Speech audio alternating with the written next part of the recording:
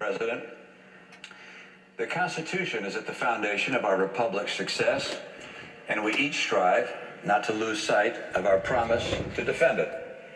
The Constitution established the vehicle of impeachment that has occupied both houses of our Congress these many days. We have labored to faithfully execute our responsibilities to it. We have arrived at different judgments, but I hope we respect each other's good faith. The allegations made in the articles of impeachment are very serious. As a senator juror, I swore an oath before God to exercise impartial justice. I am profoundly religious. My faith is at the heart of who I am.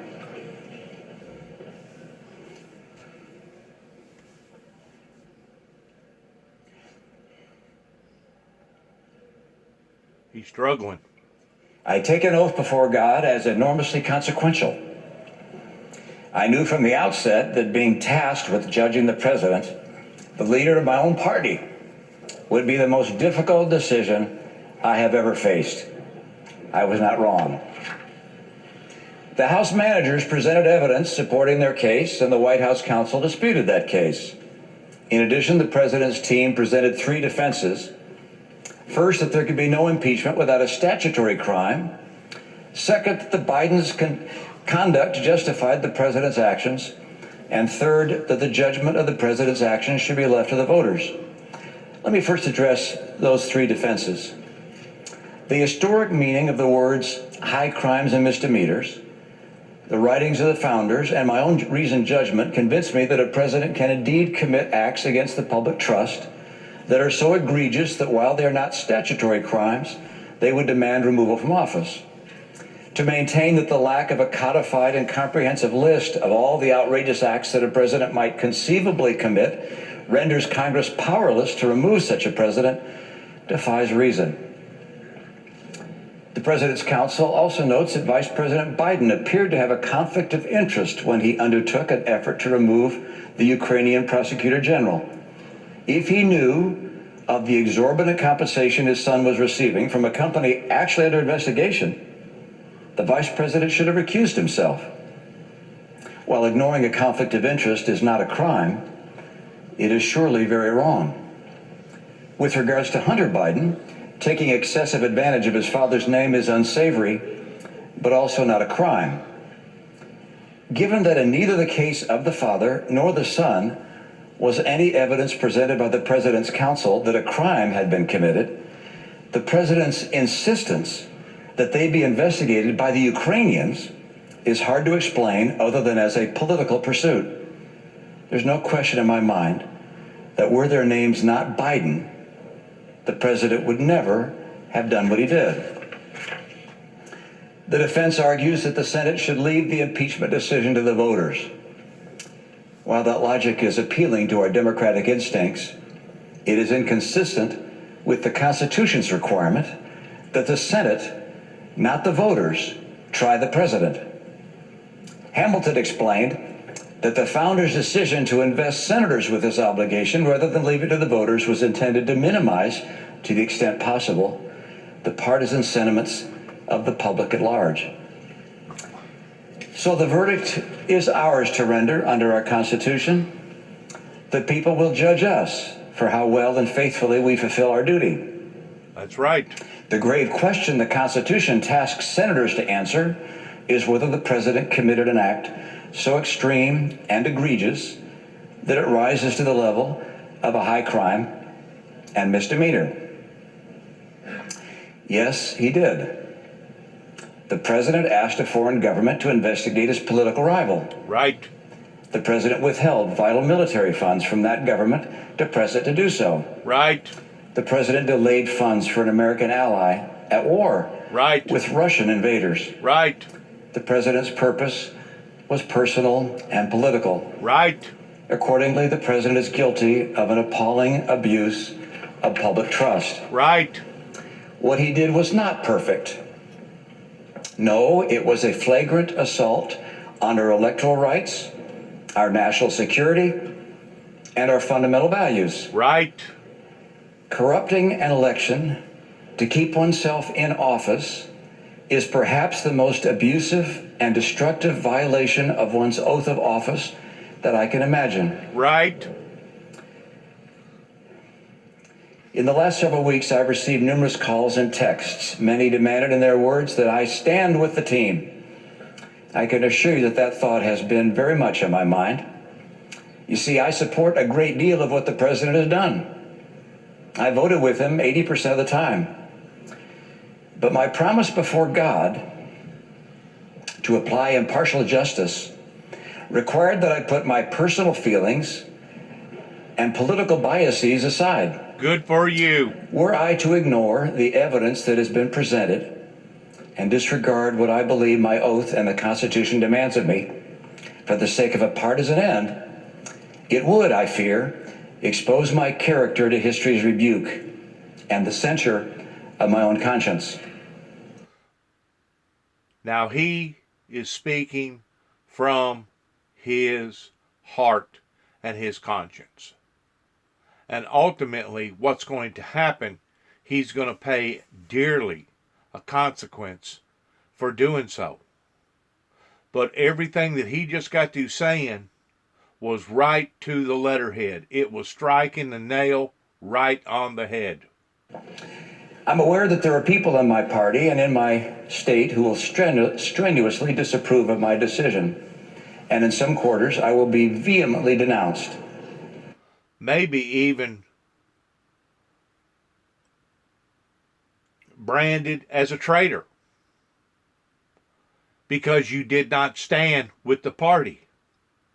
But once more, we're talking about a man that has a conscience, that has looked at the facts, and because he has a conscience, this was his final prognosis or analogy. Please listen.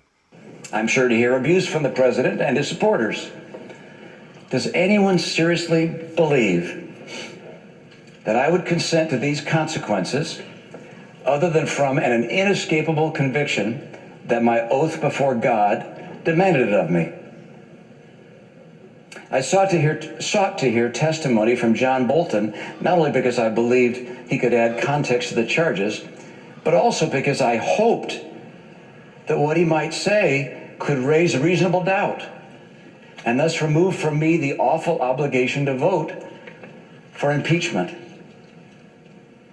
Like each member of this deliberative body, I love our... Notice the background noise has gotten quiet. There was a bunch of background noise. Now the background noise has suddenly gotten very hush-hush. Listen. Our country. I believe that our Constitution was inspired by Providence. I'm convinced that freedom itself is dependent on the strength and vitality of our national character. As it is with each senator, my vote is an act of conviction. We've come to different conclusions, fellow senators, but I trust we have all followed the dictates of our conscience. I acknowledge that my verdict will not remove the president from office. The results of this Senate court will in fact be appealed to a higher court, the judgment of the American people. Voters will make the final decision, just as the president's lawyers have implored. My vote will likely be in the minority in the Senate. But irrespective of these things, with my vote, I will tell my children and their children that I did my duty to the best of my ability, believing that my country expected it of me. I will only be one name among many, no more, no less, to future generations of Americans who look at the record of this trial. They will note merely that I was among the senators who determined that what the president did was wrong, grievously wrong. We are all footnotes at best in the annals of history, but in the most powerful nation on earth, the nation conceived in liberty and justice, that distinction is enough for any citizen. Thank you, Mr. President. I yield the floor. Republican Senator Mitt Romney, the Republican Party's nominee for President of the United States in 2012, today making history of a very different kind, becoming the first senator in American history to ever cast a vote against a president of his own party to convict that president of an article of impeachment and thereby remove that president from office. And of course, Senator Romney was the only one.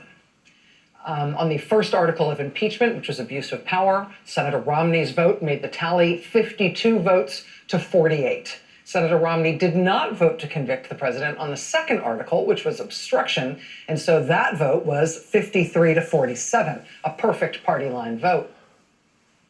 President Trump is impeached. He was impeached by the House of Representatives when they passed 2 articles of impeachment against him. But that's not the end of the process. In the Senate, he was acquitted.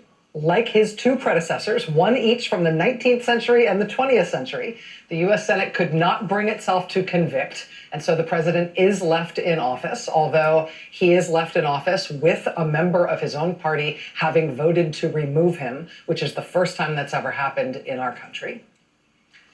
But here's something interesting to know about that history-making speech from Senator Romney today. This speech from him did not happen during what we've come to recognize as a normal session of the Senate impeachment trial as we've been watching it these past few weeks.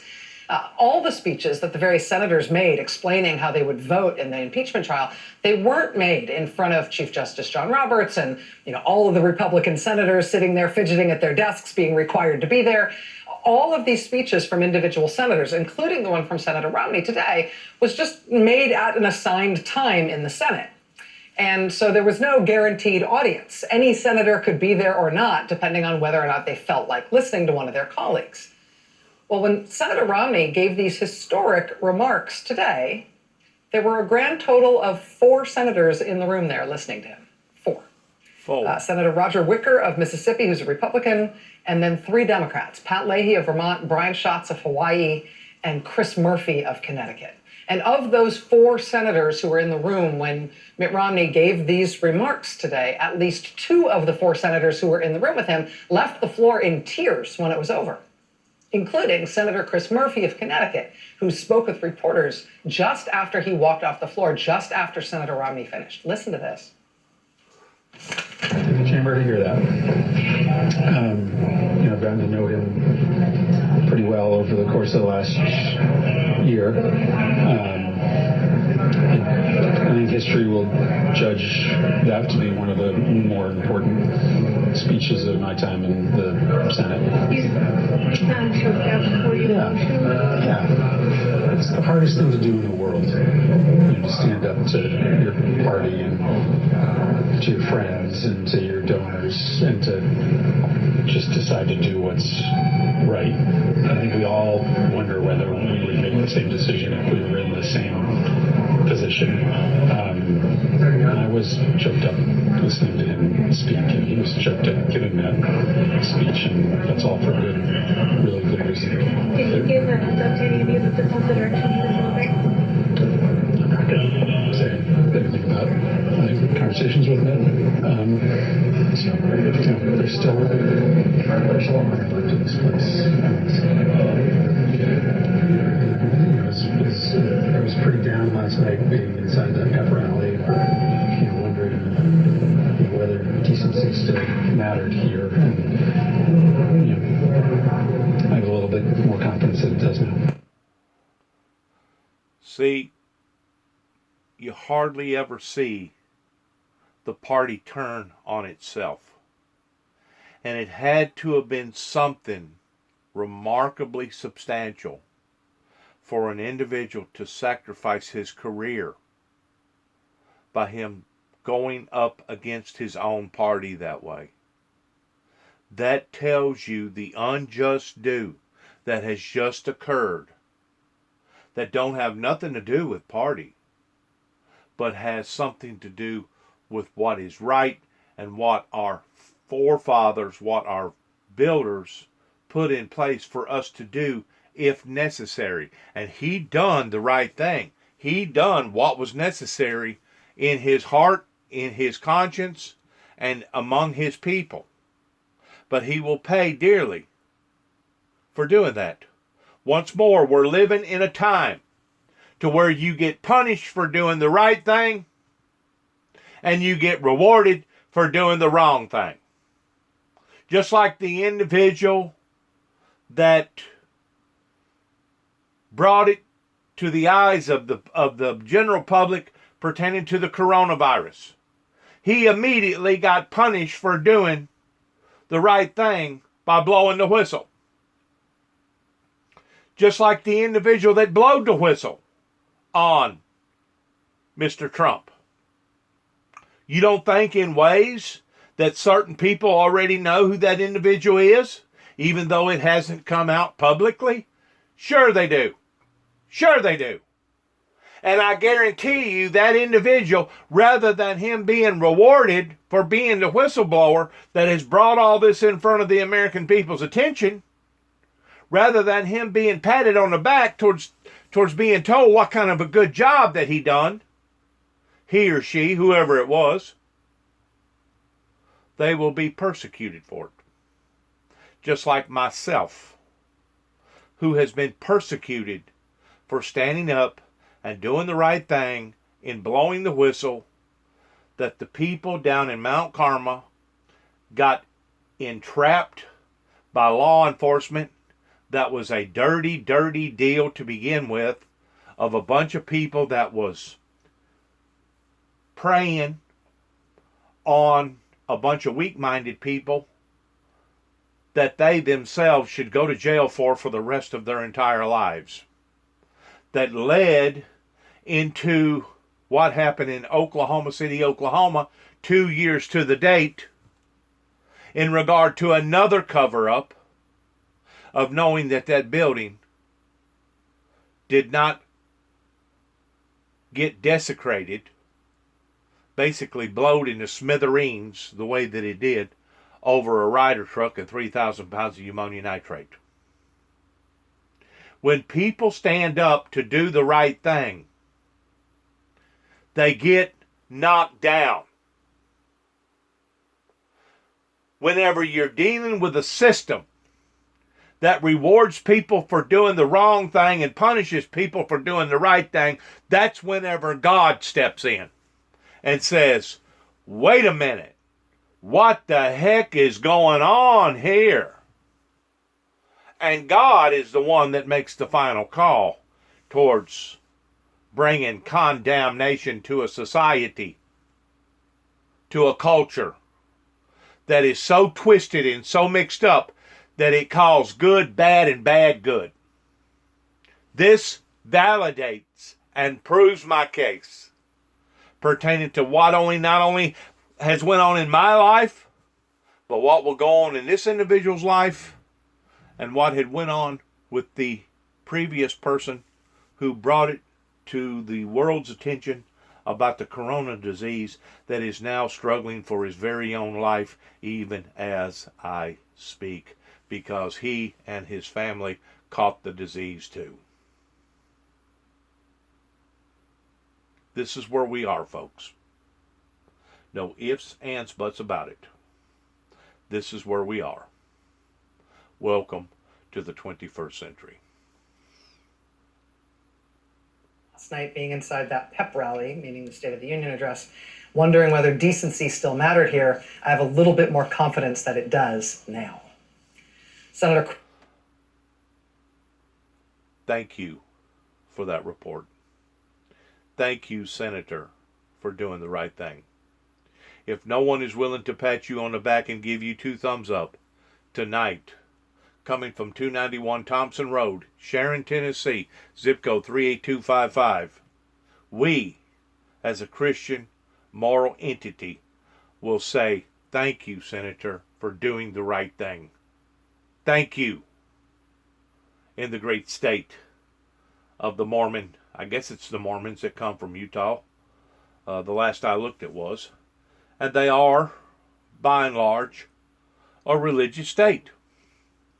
Though, as contrary as they may conduct themselves in certain other areas pertaining to gambling and being married to more than one woman or having more than one woman in their lives, they do predominantly follow under the guidelines of religious statutes. Chris Murphy speaking with reporters today, right after he walked off the floor. He was one of only 4 senators in the room today when Mitt Romney shocked Washington, including shocking the White House by voting as a Republican senator to convict the president on the first article of impeachment, abuse of power. The White House freakout over Senator Romney's decision was reportedly in part because they had no idea he was going to do this. Their freakout was swift and sort of telling. Boy, howdy, do they yelp when anyone stands up to them on their own side. Republicans have no idea the power they have over this president if they only ever chose to use it. Anytime a Republican stands up to him, he backs right down. And the White House trembles. But it's like Republicans haven't learned that at all. They're all so scared. At the time that Mitt Romney was giving those remarks in the Senate today, reporters were gathered on the south lawn of the White House. They were there because they were getting ready to go into the White House to cover a planned press event in the Oval Office. But as soon as Mitt Romney gave those remarks, the White House abruptly called that off and sent all the reporters away. This is from CNBC reporter Eamon Javers. Quote, just as Senator Romney finished speaking, the White House announced that reporters will now no longer be invited to the Oval Office for the pool spray that was scheduled at 2:15 p.m. Reporters were already on the South Lawn and ready to go in when the White House canceled it. Oh, did you guys get rattled? Within minutes, the president's eldest son and namesake was calling on Mitt Romney. Started getting sweaty palms, not knowing what was going on. You see, they work in conjunction just like your major enterprises or your conglomerates, like your insurance companies, like I've tried to explain to you. Anytime something fundamentally happens to a body shop pertaining to their personnel, ordinarily it shakes the whole industry up to the point that the insurance companies will back off from that one body shop. And we're talking a huge body shop. We're talking body shops that does, 40, 50, $60 million a year. We're not talking about your rinky-dink little video shops. Of course, it works in that conjunction the same way to where the insurance companies will start feeding their work to other body shops until they figure out whether or not they got a good footing in the same body shop, because they don't like instability. They don't like stuff that they hadn't already done figured out. And what we're seeing here was the White House responding and reacting the same way, kind of like the stock market. Whenever it's not really sure of where it's going or what's going to happen, it backs off. It gets sweaty palms. And the next thing you know, it soils up like an old cat. And it starts reacting and responding in a weird, unusual way. That's exactly what happened today. Calling for Mitt Romney to be expelled from the Republican Party. And then later in the afternoon, the president started tweeting out an anti-Mitt Romney video that calls Romney a secret spy, a secret asset for the Democratic Party. Of course, Senator Romney said in his speech, you just heard him, he said, "I will be vehemently denounced. I am sure to hear abuse from the president and his supporters. Does anyone seriously believe that I would consent to these consequences other than from an inescapable conviction that my oath before God demanded of me?" So, he knew what was coming. He said he knew what was coming. Sure he did. As he delivered those remarks. Sure he did. Which is on the opposite perspective of myself. Because I knew that I had people that was trying to taint me and wrong me on this smear campaign that they was on right here in Weakley County, Tennessee.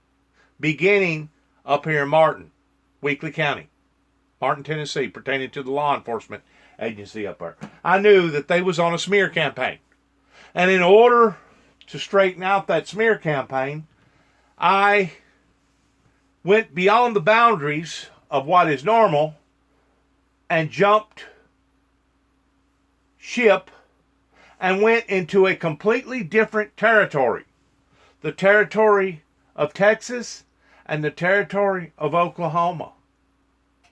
Just in order for me to find the truth and hopefully clear my name of the fact that A, I'm not a monster, and I'm not crazy pertaining to me having good sense upon to my shoulders. None unlike what they tried to do right here in a little town called Kenton, Tennessee, in their beginning smear campaign in 1983, whenever they was going to brand me of me being the one that needed to be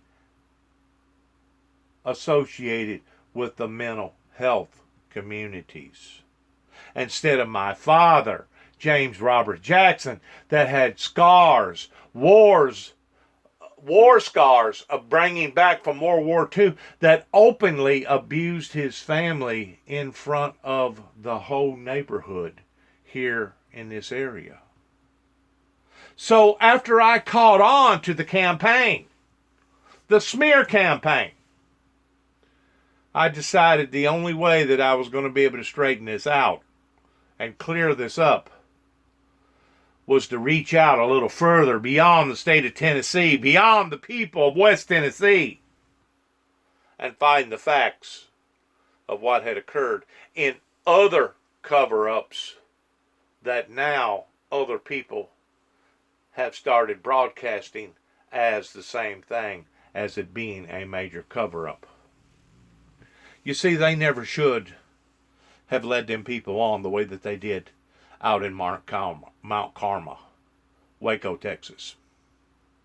They was basically preying on a bunch of weak-minded people and consistently was selling them guns, knowing what they was planning on doing with these guns, because they was basically a bunch of preppers that now our government supports, but at the time was opposed of.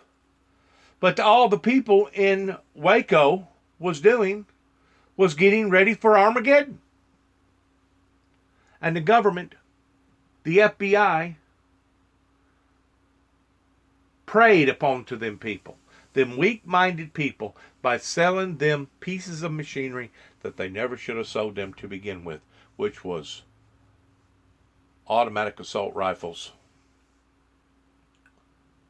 The same type of rifles that was sold down at the border of Fast and Furious. And of course, to add insult to misery, 2 years prior to the date was whenever the homegrown explosion happened in Oklahoma City, Oklahoma, that desecrated about 170 something lives that day, including about 20 something children. But the thing about it is, the damage that blowed the building to smithereens did not come from the Ryder truck with only 3,000 pounds of ammonium nitrate. It come from another entity that was planted in the lower part of that building that was to be used on the Davidians pertaining to the doomsday. See, it went from a rescue mission to a doomsday mission after about the 40th day of the standoff pertaining to Janet Reno and Bill Clinton and their administration. It just so happens they got lucky by driving holes into the building down in Mount Carmel by using a tank and other means of basically turning them poor innocent souls into nothing but cooked, distorted human casualties.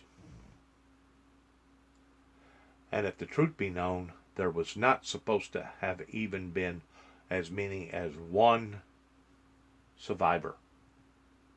But instead there was a handful. A handful that I spoke with and spoke to after they spent about 18 to 20 years in the federal pen. And I found out the truth, that they was demented. They was following David Koresh just like he was some sort of a god. Same way with Jim Jones. But I also found out that they didn't set themselves on fire like the government would try to convince the American people of. It was the government that misleaded them people, that entrapped them people, and then killed them people. Just like it was their own government that was going to use explosions on the Davidians, but forgot to take them out of the bottom lower corridor of the Memorial Building. And whenever the Ryder truck exploded, it was so powerful that it exploded the explosions that was in the lower part of the building.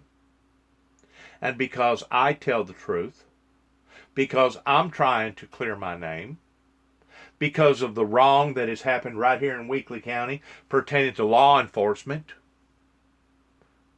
either in the county or in various towns around here, regardless whether it was Martin, Tennessee or Kenton, Tennessee, they're still on this smear tactic towards wanting to destroy the individual that's talking to you right now. We have reached a very, very sad, pivotal point in history. Whenever we can no longer defy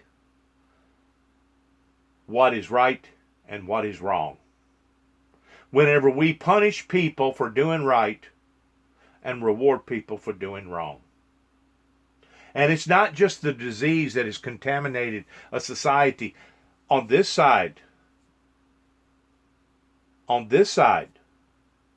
of the continent, but it has contaminated people in all parts and places of this planet on the other side of the equator too as well.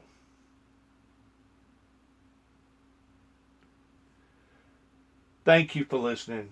Good luck to all of us, and may God have mercy on all of us towards what is in the future. And may God have mercy on the United States, and may God bless the United States of America. And I'm not saying that as a political entity, because I'm not political. I'm only standing up for that in which what I believe, the same way as this senator, towards my own personal conscience. But I just feel like that it's the right and proper thing to say, because that's what I hear other politicians and other preachers and other people say every day.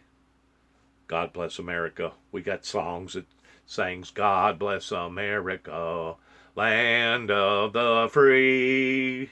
Stand beside her and guide her. Crown, brotherhood. I think y'all know the song. Shalom.